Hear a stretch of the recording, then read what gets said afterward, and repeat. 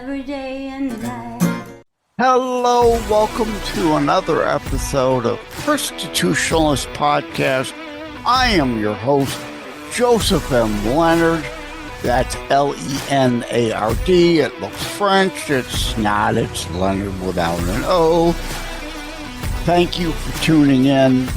As Graham Norton used to say on his show, let's get on with the show. I just wanted to let you know this brief intro. I'm going to double up 2 a week for the rest of January to get caught up on a few interviews I've recorded lately. They're kind of piling up. They're going a little too far in the future. I don't want to keep people waiting that long. So for the rest of January, I'll do 2 during the week rather than 1 midweek drop on Wednesday. So Tuesday and Thursday, the rest of January. Joining me today will be Lori Nichols. And I had to take a closer look because I set my mug down, and before I welcome Lori on, I'm going to show off, honest warning, podcast trick, right? For the behind the scenes video, you will see my new mug. I pledge to God and country. All right. Nice and fresh water in there only, but yeah. CTP gear now available. tinyurl.com/CTP gear. So, pardon the blatant, willful, malice aforethought promotion. No problem. Welcome, Lori Nichols. How are you? Thank you. I'm well. It's Laura with an A on the end, just so that everybody's... Yep, see my mug. I was going to say, it's where you... The mug was laid down directly over where your name is, so I struggled to read it properly, and I did. That's okay. Yeah. All right, so say that again. You are Laura Nichols. Laura Nichols. Okay, Yeah. For us really old folk, we could think back to the old General Hospital days, right? Luke and Laura. I know about that. Oh, yeah. I know all about that. My sister and my mother used to be, R.I.P. Ma. My sister still with us. Used to be big General Hospital fans, but nowadays she's into Days of Our Lives. I was like, oh my. But hey, those are still on. Yeah. Well, good. Days of Our Lives are actually moved over to Peacock streaming now. So it's not even on the regular general over the air that anybody could put up an antenna and grab to watch anymore. At any rate, we're already way off the rails here. Okay. Laura Nichols, writer, former therapist, strategist, horsewoman, which caught my eye. We'll get into that.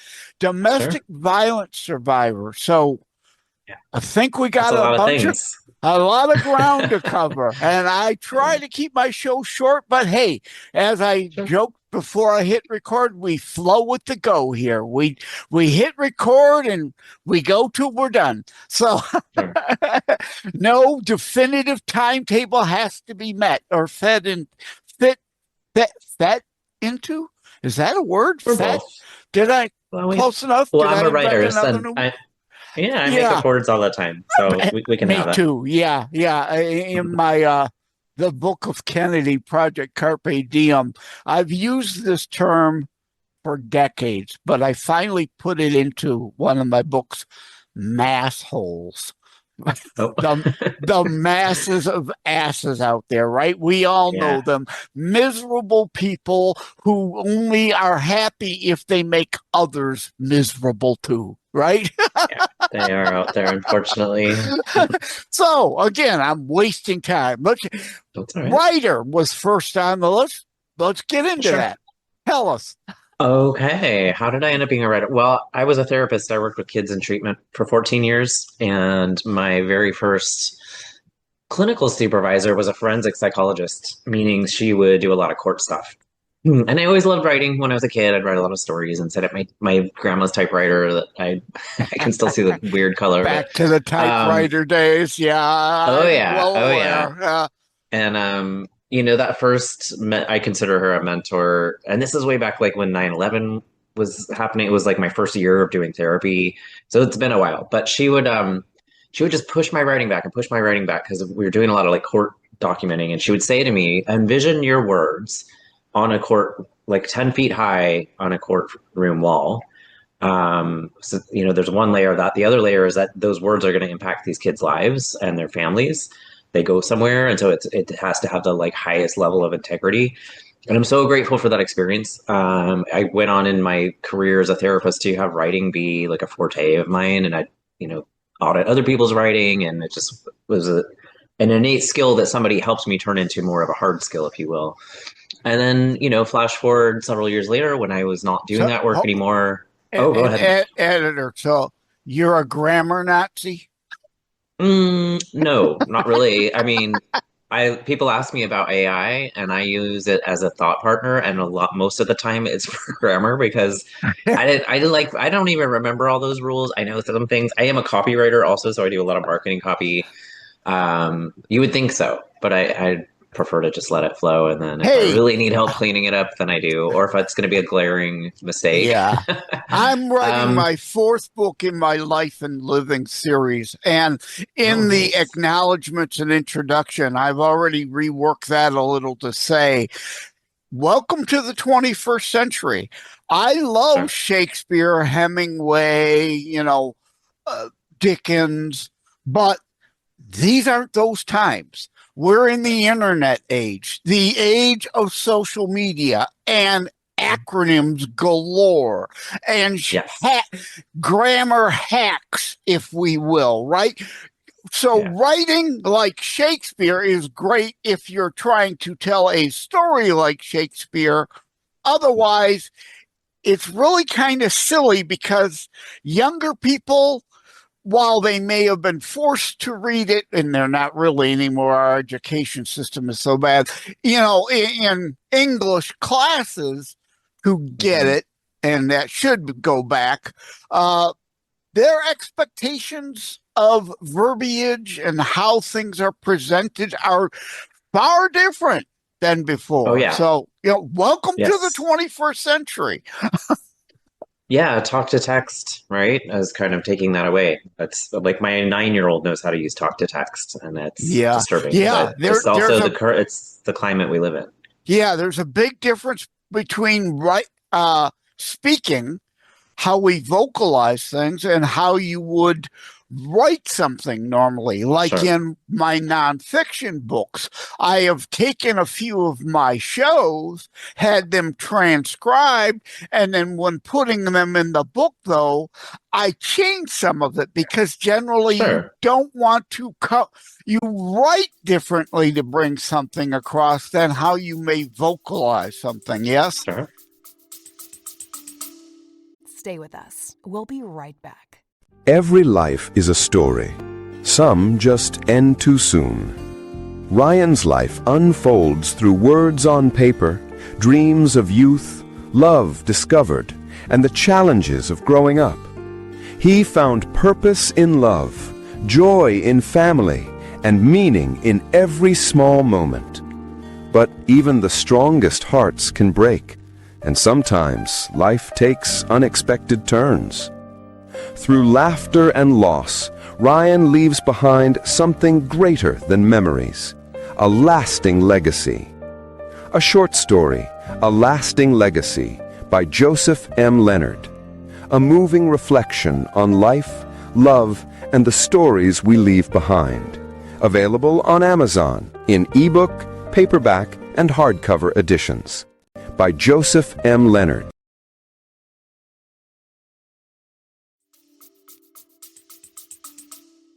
Absolutely. I mean, when I create book content for people, I interview them and I create the content from that. But you're exactly right. For them, the plus is that they get to just talk it through with somebody who can ask the questions and guide them down the path they want to go down. But you're right. When I then take that content and I'm turning it into the written word, it's it's a different animal for sure.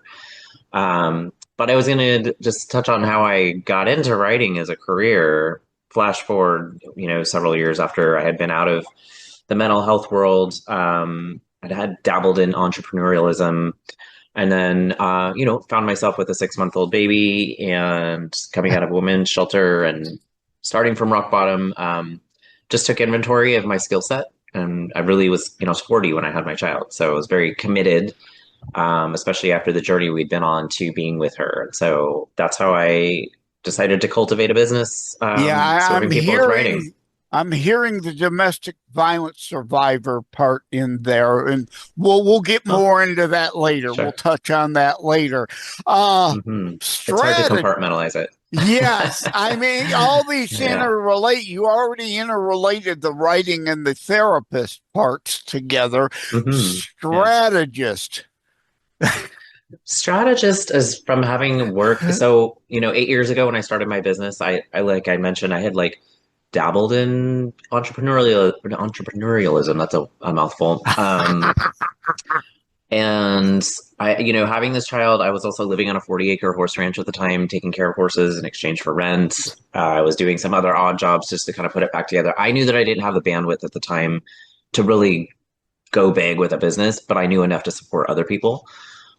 So while I started off as a freelance writer, I also got into, I called myself an executive assistant, and working with a lot of different kinds of businesses. And so in that process, I work with amazing people. They all were people who had started their businesses themselves and had done it all by, on their own from the ground up.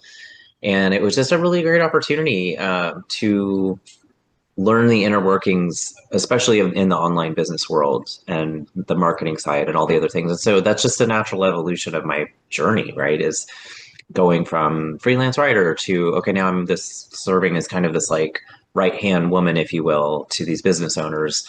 And then carrying that forward into serving other business owners with what I knew, like I said, it's been 8 years put in, so I know some stuff.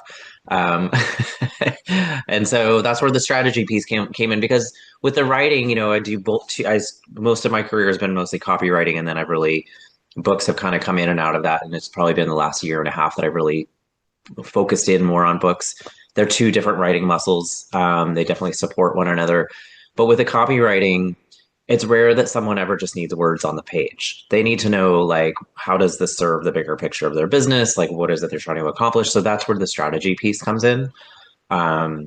It's not, we're not just sending words out to the ether. They serve a purpose, and they fall somewhere into the path of where you want your ideal person, whoever you're trying to serve, to do a thing.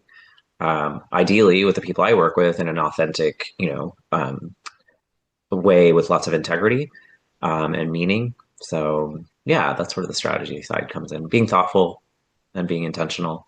Yeah. And books are the same way. It's rare that I meet somebody that just they want to write a book and just let it sit on a shelf. They want it to do something in their life. So there's strategy there. That's why I use that word strategist. And why I wrote another blatant plug, how to write a book and get it published. There you go. You know all about that. Yeah. Yeah, you know all about that then. Shameless plug. Yeah, that's right. And you already touched on, you mentioned Horsewoman, which is close to my heart. Horses. Really caught my eye in your profile because my sister rode horses for a while, show horses, blue ribbons and all that to show for it. So, that caught my eye. Yeah. Sure. Give us a little more on what got you into horses. You betcha. Well, so I had been a therapist working with so the kids I worked with were pretty intense. They would go in and out of psychiatric settings, into residential care. They were pretty acute, you'd say. So I'd been doing that work for, I want to say 10 or 11 years. And the agency I worked for was like, hey, we're going to start just taking the kids to this horse program. And we want the therapist to go. And in my mind, I just thought, oh, cool. We're going to get to go play with horses, once a week. And we were at that first session. And these are hard kids, they're city kids. They've been through a lot. They are, as a therapist. Horses are big. Some of them might be a bit standoffish at first. So that's a great get them out of a comfort zone kind of environment. And if you can get them to interact with the horses well, you can get them to interact with each other better. Yes. Yeah, Some that's of the certainly a part of thought. it. What I Yeah. was gonna to finish that thought was, we were probably about half an hour into that first session. I call these puzzle piece moments in time. It's when something just clicks for you and you're like, this is it. This is what I want to do. It was so after having sat in office with these kids, or I'd walk with them, or I'd take them. It was a lot of like side by side, quote unquote, therapy, and not just like sitting on the couch. Having said that, though, seeing what was happening with these kids and these horses in just such a short amount of time was so profound for me. And it was just this moment of complete clarity that this is the work I want to do. So yeah, I just started hanging around people who do that and supporting them. And I mentioned, in my journey, I landed on a horse ranch with my baby and lived there for about 6 years. That's, a nonprofit program that also served kids. And so I still support that program. And am now I moved to an area where there's a real need for that kind of work. There's not much for the kids here. So I'm in the process of I've also had on my heart since I was probably like 11 or 12 years old that I wanted to work with people and animals and horses. I saw this movie, another puzzle piece moment in time where I was like, that's the thing I want to do. So I'm 50 years old and I'm like, all right, it's time to do that thing. So I'm back in doing my trauma informed equine certification work. It'll take me a couple years. So I'm a few months into that. And just working here locally with some people and done some volunteering with programs. So yeah, it's a fabric of my narrative, my story that I am committed to going in the direction of. I don't personally have my own horses right now. I don't have space to do the work. I'm really not worried about that. It's going to come about. I'm moving in that direction. So, but I do get to hang out with horses. I have like a few different places around and I take my daughter and she gets to ride. So horses are still very Yeah. much a part of our life. Yeah. Not I'm show world. We're a little different, but Yeah. I'm lucky. I'm in Wyandotte, Michigan, southern suburb of okay. Detroit.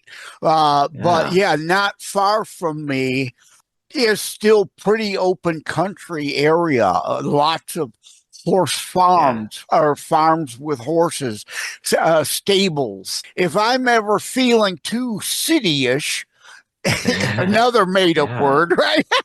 Sure. I could hop in the car and 20 minutes away, I'm out in nature and around horses and Yeah. sheep and chickens and all that stuff. And it's very therapeutic. And Very grounding. unfortunately, a lot of city people who are in Detroit proper or whatever, or Mhm. Atlanta or LA or whatever, Mhm. to find that is quite a drive for them, and they Yeah. need field trips to do that. They need to Sure. understand and experience that. Yeah, there's something to be said about, your nervous system regulation, especially in the pace of a city. It's been a long time since I've been in LA, but I've been in all those cities you just mentioned. And yeah, there's the horses. We all have a field, an energetic field around ourselves and our heart. And we do know, like science, there's like anecdotal, like, oh, it just feels good to be around horses. But now science is telling us that we do regulate, we Yeah, co-regulate with them. yeah. Our nervous system, our breathing, our heart rate, all the good things. So even as just on a physiological level, and I could probably talk to you for like 2 hours about why horses are good for you. I won't do that, but that is one that I really love because it's science based and it's something tangible people can grab onto. Like, oh, that makes sense to me. Horses' brains also are naturally formed like a traumatized human brain, just because they're prey animals and the way that they function in nature. And so, for people who have been through trauma, there is a lot of work that can happen between a horse and a person with helping the horse connect out of choice, not compliance, helping get them to think. And in doing that, it kind of takes it like one step out of the person, meaning like you're not sitting there like, help me, let's process your trauma, like tell me all about it. You're now connecting with this animal that is kind of wired in a similar way that your traumatized brain is. And by doing that connective work, it's so fun to see just how that washes over people because it's their work. It ends up being their work in a very safe, powerful way when you're communing with 1,000-pound animal in that way. Yeah. It's really, yeah. Well, maybe I'll have you back another time for just a Laura Yeah. Nichols horse whisperer episode. Thanks. Yeah. Like I said, I could talk about it for a long time, but it's exciting. It's really a beautiful work. So yeah. Uh-huh. Yeah. And people who've been cooped up in the cities, just Mhm. it would be potentially difficult for them to get their brain wrapped around until they get to have such an experience. Like near me is Yeah. Apple Charlie's apple cider, apple orchards, and Mm. during Thanksgiving and Halloween time, obviously they're very busy, but Yeah. they too have a not necessarily petting zoo, but some of the Sure. animals can be petted, but there's a stable and a mini zoo area, so that indeed, that's probably 40 minutes out of Detroit, but Mhm. that's still a reasonable field trip for Sure. a school to do. And I would love to see, for me to pull up there and see school buses, yeah, Yeah. parked and a Yeah. bunch of kids running around looking at the animals, knowing the good it does for my soul and Hmm. that it will do Yeah. for their soul too. Lastly, I mentioned at the top, domestic violence survivor. Now, Sure. I'm not happy or, to talk about my being a suicide attempt survivor, but Sure. I feel it important to do that, right? I'm Hmm. sure I don't want to put words in your mouth, but if I were a betting man, and I am, I usually only bet a dime at a time, unlike the Red Wings or the Lions. Yeah. Yeah. Can't win big betting a dime, but hey, I can't afford to lose big either. If I were a betting man, I would bet you probably feel the same about the domestic violence situation. It certainly doesn't bring up good memories, not happy to talk about, but something important to Hmm. talk about. Yeah, I appreciate you framing it that way because you're exactly right. I win my Sometimes bet. I get asked, because I help people understand their own narratives. It's what's that saying about the shoemaker's kids never have shoes. Like I do that. I've been doing that for other people for 8+ years now. Um, and Sometimes I get asked like, well, do I need to have a big traumatic story? And you don't. And I also get asked, how do I know what of my story to tell and what not to? And for me, what it comes down to is, sure, in full transparency, there is a quote unquote therapeutic piece in understanding your own narrative and being able to talk about it. But for me, I think it's healthy to acknowledge that, but also in the bigger sense, how does it serve who I'm telling it to? And that's kind of always what I come back to. I will also say that, it's for me, it's been 9+ years that I've been out of my situation. And I've talked about it very vaguely. I have written, in the nurture content, if you will, for other people's brands, even just as myself, how, I came out of a women's shelter, for example. That's a very broad thing that doesn't really fill in a lot of information. So, it's just really in the last like year, it's part of why I'm here, is just wrapping my brain around I'm ready to talk about that in service to other people. I had some really profound experiences that having been a therapist and having been on the other side of the desk, it was a really interesting experience to realize, wow, now it's me on the other side of the desk, and the people doing that work. And it left me with a real mark on my heart in a good way that there's something that I need to do with that. That in service to others, right? That's for me, that's a real motivating factor. And What my books are in this show too, yeah, trying to exactly. portray and provide and deliver my experiences, other experiences such as yours, Hmm. to others. Uh, Yeah, as you said, therapeutic for us to talk about those things, but sure. there are others who need to hear it, maybe going through Hmm. not the exact same thing, but something similar, can benefit from it. Stay with us. We'll be right back. Joseph M. Leonard, host of Constitutionals, taking a brief moment to thank myarchic.com. Together, we share the Christian and family value of honoring family. Myarchic.com helps you do that.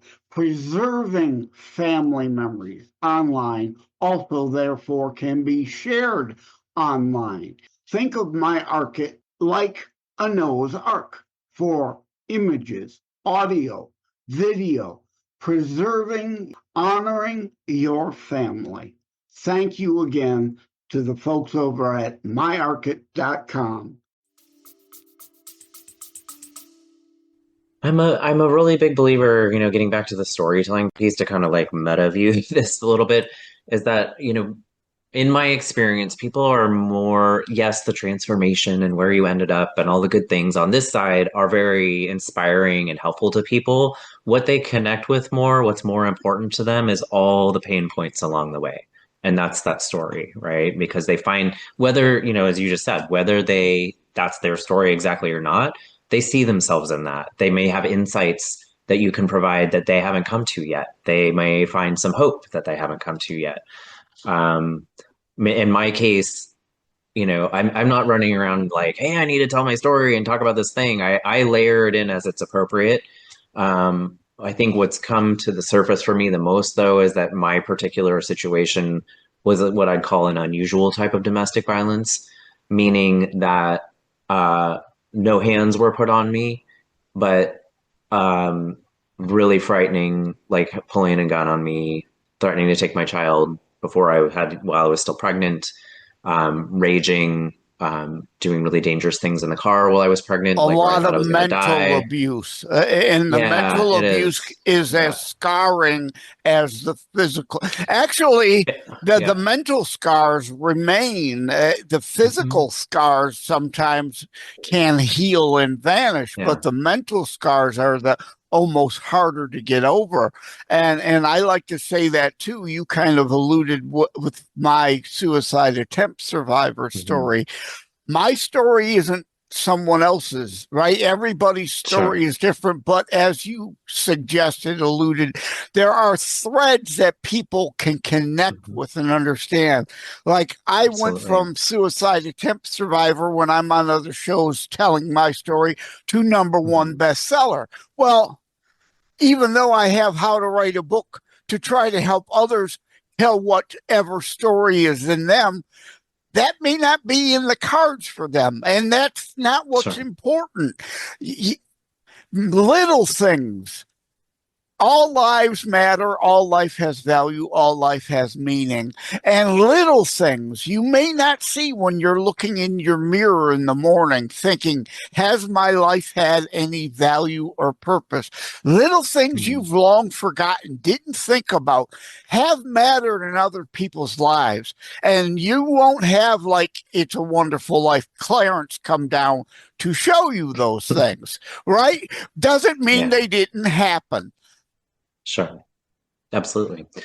Yeah, no, you're right. And I, when I say that, like, it's a kind of an unusual, in my case, like, it is and it isn't. I can't tell you how many women I've talked to between now and then who have, I don't know if there's something happening in our society where that's becoming more prevalent or if we're just talking about it more.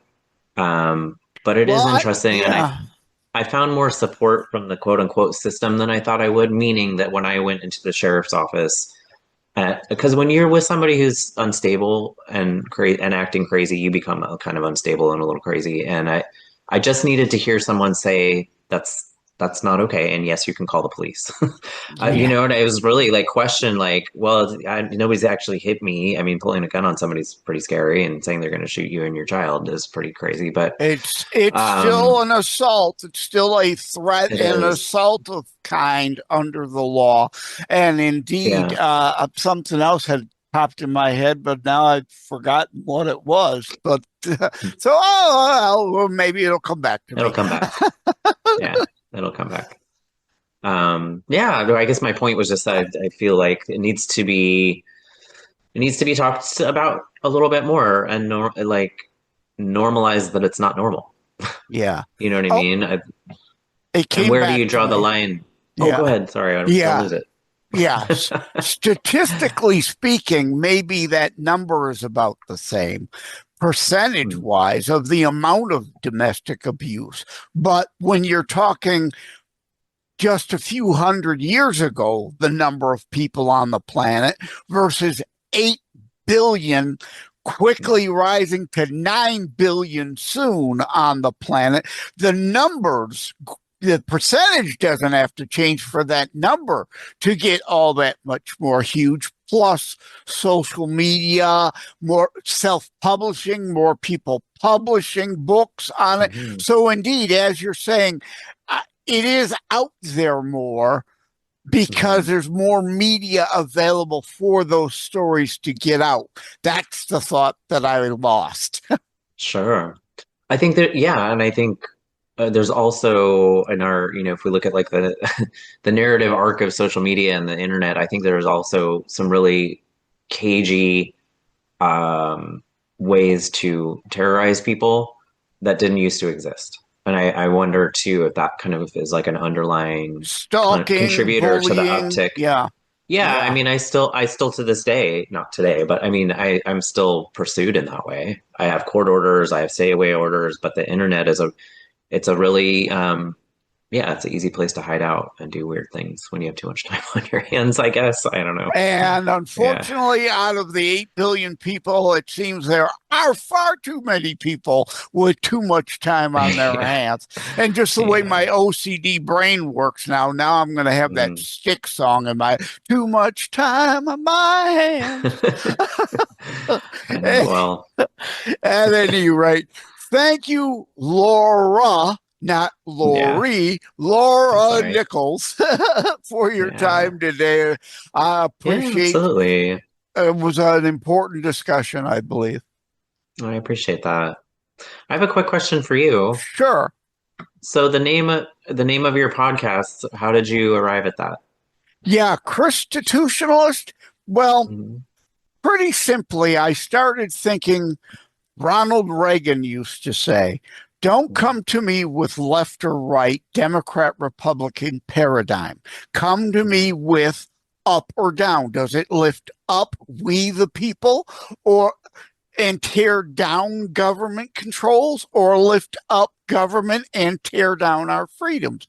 Dennis Prager also says there's a difference between a classical liberal who has things in common at times with conservatives and an ultra-leftist ideologue.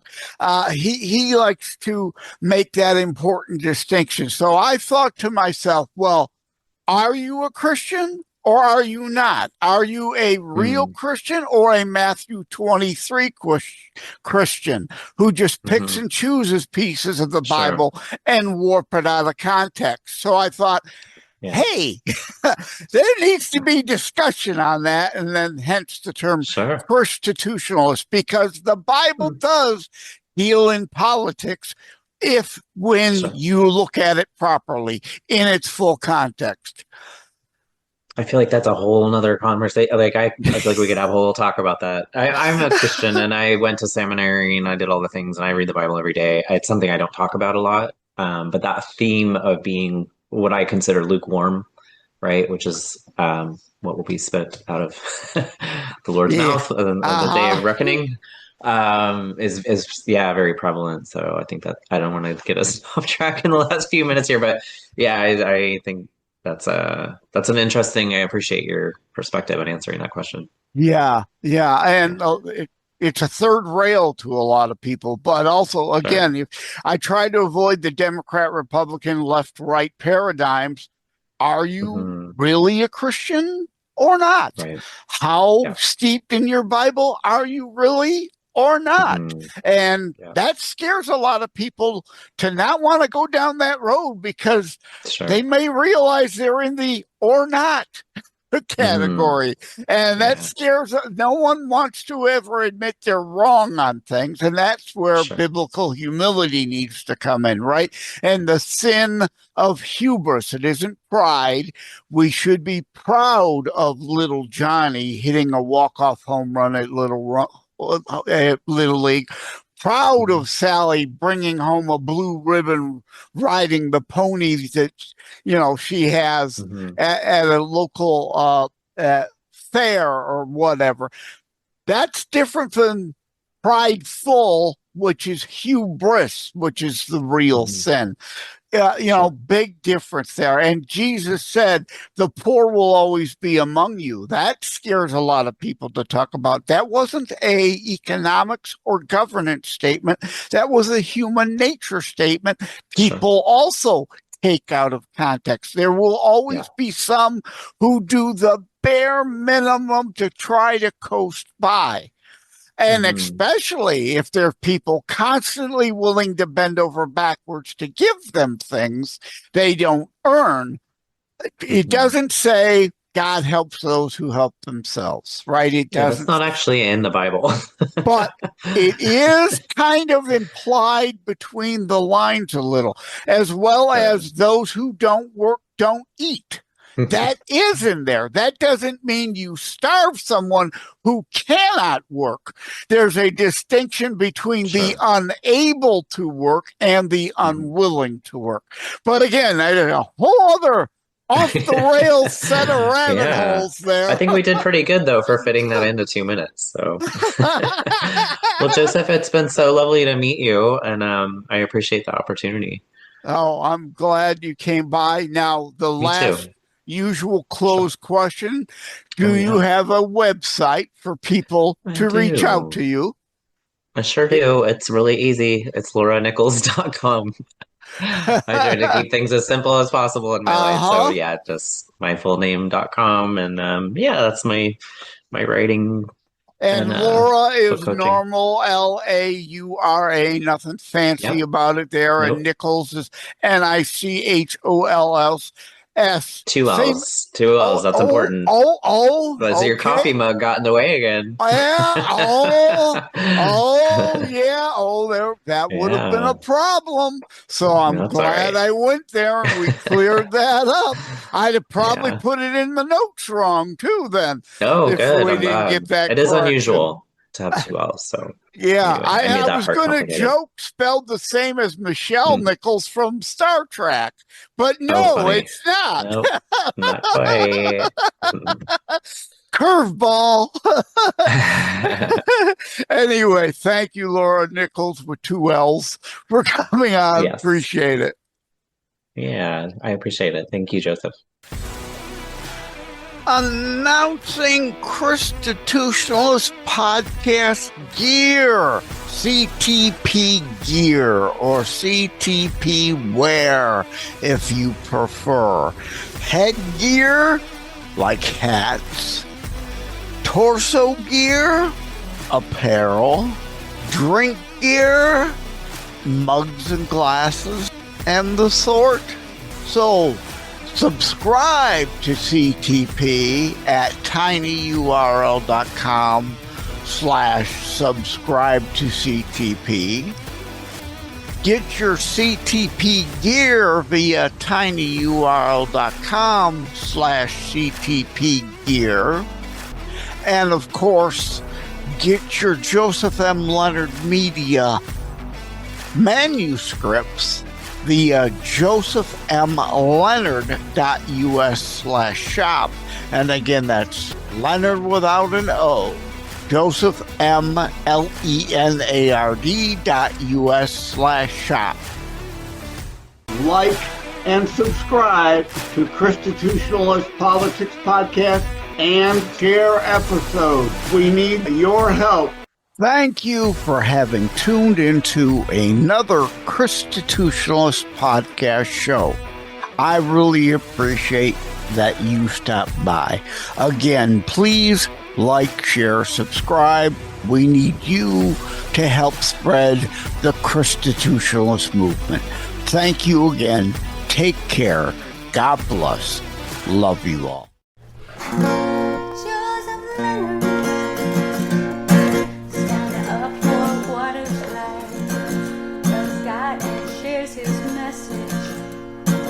Every day and night, leads you to freedom and making his voice heard. Shout his message over all the earth.